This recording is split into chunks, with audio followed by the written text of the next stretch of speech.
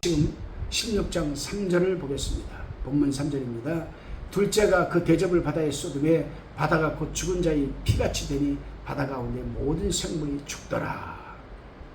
끔찍합니다, 여러분. 둘째 대접 재앙은 바다의 피입니다. 둘째 천사가 그 대접을 바다에 쏟자 바다가 죽은 자의 피같이 되니 바다 가운데 모든 생물이 죽어버리고 말았습니다. 첫째 대접 재앙은 땅에 쏟았는데 이번에는 바다에 진노의 대접을 쏟은 겁니다. 어떤 주석가는 여기서 바다가 짐승과 우상을 숭배하는 자들이 만들어낸 모든 우상 숭배와 거짓교리 및 세상 권력을 가리키는 것이라고 했는데, 우리는 바다를 상징적 의미로 받아들일 필요는 없습니다. 문자 그대로 바다로 받아들이면 됩니다. 애굽의 물이 피로 변했을 때 나일강 일대의 물이었으나 여기서는 온 세계가 바다의 피로 변합니다. 둘째 나팔 재앙에서는 불타는 산이 바다에 떨어져 바다 생물이 3분의 1이 죽었지만은 여기서는 모든 바다 생물이 죽는다라고 합니다. 애굽 재앙에서는 지팡이로 하수나 강을 치라고 모세가 명령했다가 실제로는 지팡이를 잡고 물 위에 펴기만 해도 여러분 물이 피로 변했습니다. 그리고 둘째 나팔 재앙에서도 불타는 큰 산과 같은 것이 바다에 떨어져서 피가 되었다는 원인은 기술했지만 여기서는 대접을 쏟는 것으로 피가 되어 그 원인은 하나님의 초자연적인 능력에 근거하고 있음을 여러분 암시하고 있는 겁니다. 죽은 자의 피, 바다가 죽은 자의 피같이 되었다는 것은 H2O라는 물이 실제로 피성분으로 되었다라는 의미보다는 죽은 자의 피처럼 보였다는 현상학적 용어로 표현된 겁니다. 죽은 자의 피는 검붉은 상태를 시사합니다. 바다 생물에 여러분 모든 바다 가운데 모든 생물이 죽었다는 것은 바다 생물이 멸종을 뜻하는 것 아니겠습니까? 나일강 일대의 고기가 죽었을 때도 악취가 나서 견딜 수 없을 정도였는데 온 세계 바다 생물이 죽는다면 지구촌 전체가 그 악취로 아마 견딜 수가 없을 겁니다. 수십만 종의 모든 바다 생물이 죽는다고 생각해 보십시오, 여러분. 고기가 죽으면 물 위에 흰 배를 드러내고 둥둥 떠다닐 것이고 그것이 파도에 밀려 해변가로 산더미처럼 쌓일 겁니다. 고기가 썩는 지독한 냄새는 해안 지방뿐 아니라 내륙 지방까지 코를 들 수 없을 정도로 여러분 악취가 심할 겁니다. 여러분 바다에는요 심해 해저의 고기들도 있습니다. 가장 깊은 곳은 에베레스트 산보다 더 깊어서 1만 미터에 달하는 곳도 있습니다. 바다의 평균 수심은 여러분 3,795m나 됩니다. 물 깊이에 따라 다양한 종류의 고기들이 바다에 입체적으로 분포되어 살고 있는데 그 모든 바다 생물이 물 표면으로 다 떠오른다고 생각하면 죽은 고기를 밟고 걸어서 태평양을 건널 수도 있을지도 모릅니다. 바다 전체가 죽어서 떠있는 고기로 가득 찹니다. 죽은 고기가 썩게 되면 악취뿐 아닙니다. 그로 인한 전염병이 창궐하여 생태계는 물론 모든 인간이 여러분 전염병에 시달릴 수도 있습니다. 이 재앙의 영향이 어느 정도인지 시대마다 성경 읽는 사람들이 지식 수준에 따라 다소 차이는 있겠지만은 악취와 질병만은 피할 수 없을 겁니다. 기근 시대에 바다 고기까지 죽게 되면 식량 자원 부족으로 먹고 사는 문제도 큰 문제로 여러분 부각될 것으로 유추해 볼 수 있습니다. 짐승과 그를 따르던 무리들이 하나님의 백성들을 괴롭히고 고문하고 죽여서 피를 흘렸기 때문에 그들이 그 피 대가를 이제 톡톡히 받고 있는 것이죠. 피는 피를 부르고 칼은 칼을 부르기 마련입니다. 바다 전체가 피로 변한다면 온 세상이 그야말로 피바다가 되는 느낌일 겁니다. 생각만 해도 끔찍하고 무섭고 소름 끼치는 여러분 하나님의 심판입니다. 어떤 사람은 하나님이 자기가 창조한 바다 생물을 다 죽인다면 그의 창조 계획이 실패한 것이 아니냐고 여러분 의문을 가집니다. 바로 자유주의자들입니다. 그러나 이것은 창조 목적이 실패한 것이 아니라 죄로 인한 더럽혀진 생태계를 파괴하고 다시 새로운 세계를 만들고자 하는 하나님의 신천지 계획으로 보아야 마땅합니다. 인간이 죄로 인해 잃어버린 낙원을 다시 회복하기 위한 과정일 뿐입니다. 하나님의 무서운 진노 이면에는 언제나 새 생명에 대한 계획이 포함되어 있다는 것을 우리는 염두에 둬야 됩니다.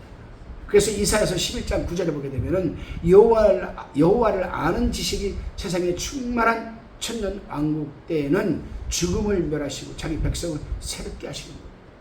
짐승의 표를 받는 여러분 사람들에게 죽음이지만 하나님의 백성에게 새로운 세계가 열린다는 사실을 우리는 알아야 됩니다. 그래서 이사야서 25장 8절에 뭐라고 했습니까? 사망을 영원히 멸하실 것이라 주 여호와께서 모든 얼굴에서 눈물을 씻기시며 그 백성의 수치를 온 천하에서 제하시리라. 아멘.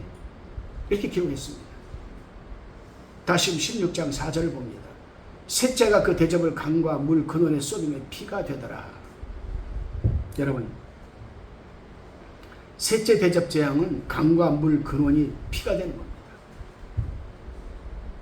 이것은 애굽의 첫째 재앙에서 강과 하수가 피로 변해 마실 물이 없었던 것을 우리는 상기시킵니다. 시편 기자도 저희의 강과 시내를 피로 변하여 저희로 마실 수 없게 하시며라고 시편 78편 44절에서 여러분 증거하고 있습니다. 셋째 천사의 나팔 재앙에서는 쑥이라고 이름이 붙여진 횃불같이 타는 큰 별이 하늘에서 떨어져 가지고 강물과 물 셈의 3분의 1이 쑥이 되어 많은 사람이 그 물을 마시고 죽었는데, 여기서는 천사가 강과 물 근원에 대접을 쏟자 그 물이 피가 되었다라고만 언급되어 있습니다. 바다가 피로 변해 모든 생물이 죽었다면 강과 호수 셈이 피가 되어 민물고기가 죽을 것이라는 것이 또 암시되어 있습니다. 셋째 나팔 재앙에서 여러분 큰 물을 마시고 죽었던 것과 같은 이 피해 사항도 일체 언급되어 있지 않지만, 대접 재앙이 나팔 재앙보다 그 강도가 심하고 전체적인 것이라는 사실을 감안한다면 바다가 피로 변한 것보다는 식수원이 피로 변한다는 것이 훨씬 더 심각한 이름을 우리는 알아야만 합니다. 다시 16장 5절입니다. 내가 들으니 물을 차지한 천사가 가로되 전에도 계셨고 시방도 계신 거룩하신 이여 이렇게 심판하시니 의로우시도다. 강과 물 근원이 피가 되었을 때 요한이 들으니까 물을 차지한 천사가 공의로우신 하나님의 심판이 의롭고 정당하다라고 지금 찬양을 하고 있습니다. 어떤 찬양을 했습니까? 전에도 계셨고 시방도 계신 거룩하신 이여.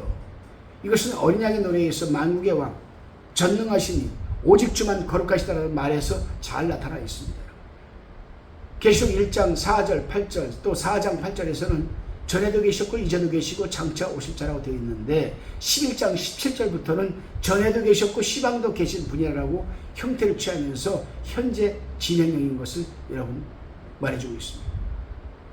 장차 오실 자라는 말이 생략된 것이죠. 장차 오실 분이 아니에요. 지금 현재 오고 계시는 겁니다. 진행형입니다. 여러분, 현재 진행형이에요.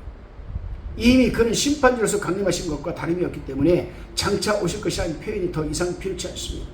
대환난은 휴거 후에 일어나는 일을 다루고 있어서 주님은 이미 오시는 겁니다.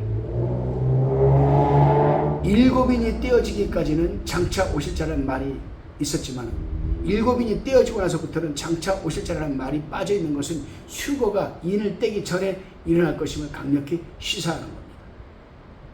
그런데도 최근에 어떤 사람은 6인이 떼어졌습니다. 7인이 다 떼어졌다고 말하는 이들 때문에 성도들이 혼란스러워하고 있습니다. 우리는 어떤 주석가의 말을 들으면 안 됩니다. 어떤 학자의 말을 들으면 안 됩니다. 신학 박사라고 해서 그 말을 우리가 참고만 할 뿐이지 들으면 안 됩니다. 우리가 꼭 읽고 듣고 믿어야 할 것은 오직 성경입니다. 성경의 신구약의 통일성. 구약에서 이렇게 했는데 신약에 와서 이게 성취가 되는구나. 신약에서 이 말씀이 있으면 이 말씀의 주석을 따라가 보면 구약에서 누가 이 말씀을 하셨는데 그대로 성취가 되는구나. 제가 말씀드렸습니다. 성경은 예언의 능력과 성취가 능력이 공존한다고. 그래서 진리인 겁니다. 아직 휴거도 일어나지 않았는데 여러분 벌써 인을 떼었다는 것은 성경 본문과 맞지도 않고 일치하지도 않습니다. 신구약의 통일성이 어긋나는 거죠. 그런데 어떤 신학 박사라는 사람이 그렇게 얘기를 해요. 휴거도 아직 일어나지 않았는데 벌써 인을 떼었다. 지금은 휴거가 일어나고 환난 시대에 하나님의 진노를 쏟고 있기 때문에 장차 오시다는 표현은 맞지도 않고 어색한 거죠. 4장까지는 아직 인을 떼지 않았으므로 장차 오실 자라는 표현이 가능했습니다. 4장까지는. 그러나 휴거가 일어나고 인을 모두 떼고 나팔장이 쏟아지고 있는 11장부터는 장차 오실 자라는 표현이 빠져 있습니다. 계시록을 보면. 그러므로 대환난은 인을 떼면서부터 시작되고 휴거는 환난 전인 인을 떼기 전에 일어나는 것을 우리가 알 수가 있습니다. 휴거를 통해서 이미 공중에서 강림하신 주님은 전에도 계셨고 지금도 계시는 거룩하신 하나님으로 묘사되어 있습니다. 하나님이 거룩하시다는 말은 언제나 그의 공의를 나타내는 말씀이죠. 거룩하신 하나님이 죄를 묵과하신다면 그의 공의에 문제가 생기는 겁니다. 하나님의 심판은 단순한 복수가 아닙니다. 그의 공정하고 의로운 성품의 표현입니다. 거룩하신 분이라면 의인을 구원하고 죄는 반드시 심판해야만 합니다. 그래서 공의로운 심판입니다. 공의로우신 분이십니다.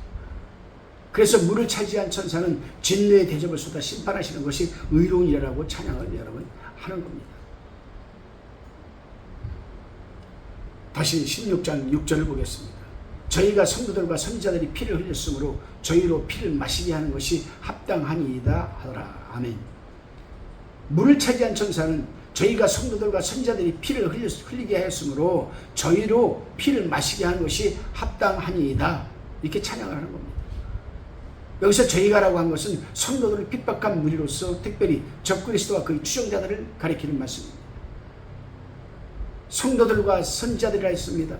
여기서 성도들은 환난시대의 핍박을 받아가며 목숨으로 신앙의 이 믿음을 지키는 신실한 하나님의 백성을 가리키고, 선지자들은 환난시대에 복음 전하는 두 증인과 사역자들을 가리키는 겁니다. 우리는 11장 10절에서 두 증인을 선지자라고 지칭한 사실을 이미 살펴본 바 있습니다.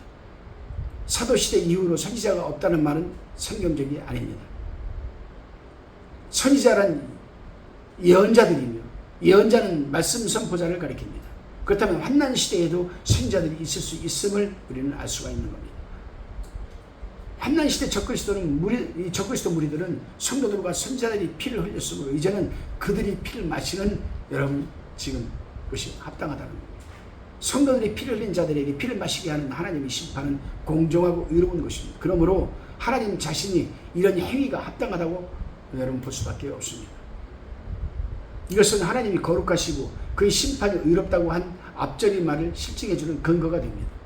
형벌은 언제나 죄에 맞게 되어 있습니다. 하나님은 이스라엘을 핍박한 자들에게 이와 같은 방법으로 똑같이 보호하시겠다고 말씀하는 겁니다. 그래서 이사야서 49장 26절에 보게 되면요, 이사야 선지자가 뭐라고 예언했습니까? 내가 너를 학대하는 자로 자기의 고기를 먹게 하며 세수의 취함같이 자기의 피에 취하게 하리니 모든 육체가 나 여호와는 내 구원자요 내 구속자요 야곱의 전능자인 줄 알리라. 아멘. 야, 사도 요한이 지금 여러분 밤모섬에서 이 요한계시록에 여러분 환상을 보고 음성을 듣는 때가 언제입니까? 주 100년 시대입니다. 그런데 이사야 선지자가 언제 살았습니까? 여러분, 예수 그리스도가 오기 전에 살았던 몇백 년 전 앞에 살았던 사람입니다. 여러분, 그 사람이 예언했던 것이 그대로 지금 사도 요한이 환상을 본 것으로 성취가 되는 거, 얼마나 여러분 이 성경 말씀이 진리입니까? 여러분, 솔로몬의 지혜에서 11장 16절에 보게 되면 여러분, 인간은 범죄한 그것으로 형벌을 받는다고 되어 있습니다. 피를 마시게 했다는 개역 성경의 원문은 피를 주어 마시게 할 것으로 되어 있습니다. 피를 흘리게 한 자들이 피를 마시는 것은 그들의 죄에 맞는 벌이라 하는 것입니다. 그래요 여러분, 하나님은 공의로운 심판자로서 피를 흘린 자들에게 피를 주어 마시게 함으로써 피 대가를 피로 갚으십니다.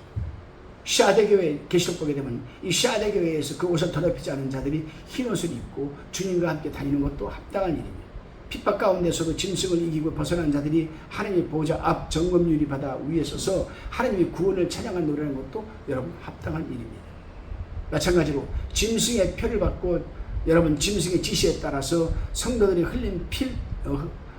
피를 흘린 자들이 핏물을 마시며 죽어가는 것도 합당한 일에 속하는 것 여러분 아니겠습니까? 여기서 피를 마신다는 것은 마실 물이 없어서 그 갈증의 심각성을 표현한 말입니다. 목이 타고 마르니까 핏물이라도 마시게 되는 극한 상황을 묘사하는 겁니다. 여러분 예를 들어서 한번 보겠습니다.